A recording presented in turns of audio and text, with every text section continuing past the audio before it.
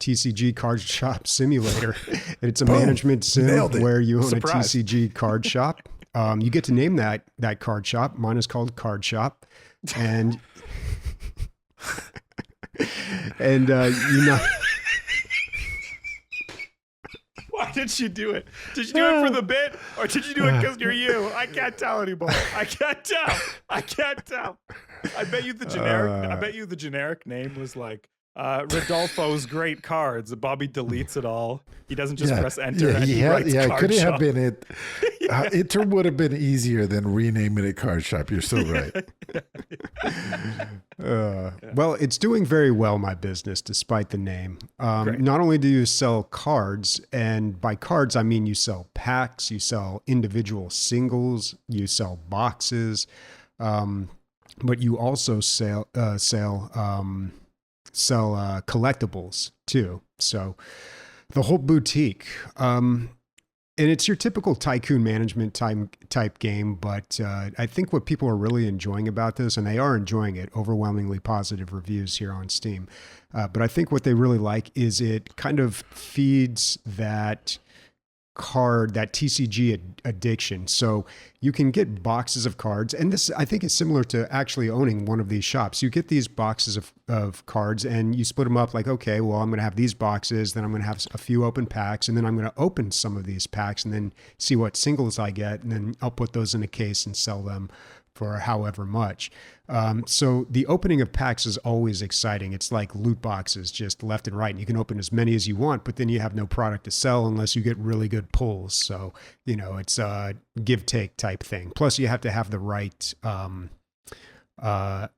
piece of furniture to sell the singles as well. And you can only show so many or sell so many at a time, depending on how much furniture you have. What you can also do in this card shop is buy tables, so people can come in and play on your tables, and they pay by the hour or whatever. You make a little money that way. But that's a very big part of these card shops as well. Anytime you go into one of these, there's always going to be a bunch of smelly dudes playing whatever over there. Bobby, I never really thought about it, but this business is, it's not the make or break part of the business, but a lot of the business is a crapshoot. Like, you open collector's packs hoping for big pulls, just like a regular player would. Yeah, and I wonder how much of their business is really about that. From this game, like I'm not selling a whole lot of those. Most of it is just selling the actual card packs, but I think like it's probably the same for a real card shop.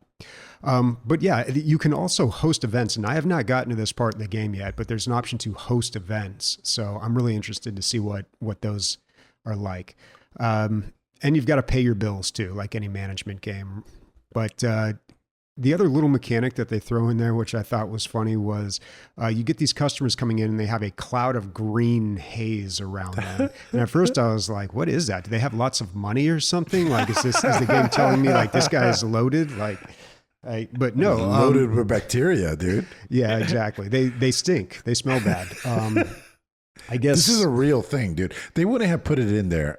Being a lifelong Magic player, it was probably worse when I started. It's probably better now, but yeah, it's a real thing. I always tell the story. I went to a Pro Tour event. That's a big tournament, and the Queen Mary, and there was no like central air on a big fucking steel boat, and the sweat from people was dripping off of the pipes from just the condensation in there. It was disgusting, but we played. Goddamn right, we played through the stink and the haze. Carried on. Yeah. Yeah. When we went to DreamHack about 2 years ago, they had DreamHack here in San Diego at the convention center, same place they do Comic-Con. We went there, checked that out. And in the upper level, it was all Magic the Gathering, like people selling stuff at booths, but then tables and tables and tables of sweaty nerds. And as soon as you went up there, as soon as you got to the top of the stairs, you were just hit in the face just with this overpowering smell of body odor. Like you could tell. So yeah, it is a real thing, man. And I'm glad they included it in the game. I wish they had more mechanics like that, because what you have to do when these smelly customers come in, you have to spray them with yes. With what? Like with like air freshener or something. I don't know. It's this can you buy it. Yeah, okay. It's this. And you can stock these on your shelf and sell them as well, but you got to keep one in the holster, for when you get these smelly patrons coming in, and you just got to spray them down. Because if you don't, then your other patrons are going to be upset, and they make comments. They'll say things like, "Ooh, these packs are too expensive," or "Oh my God, it smells in here." So, I mean, you don't want those dissatisfied customers. So you just got to walk up to people and spray them. Is that okay? In real life, if we could zoom out, is that an appropriate? I feel like you should never spray anyone with a scent in real life. Like that's like beyond the lines. A stranger. Yeah, no, you would never do that, dude. In real life, you wouldn't just walk up to someone and spray them.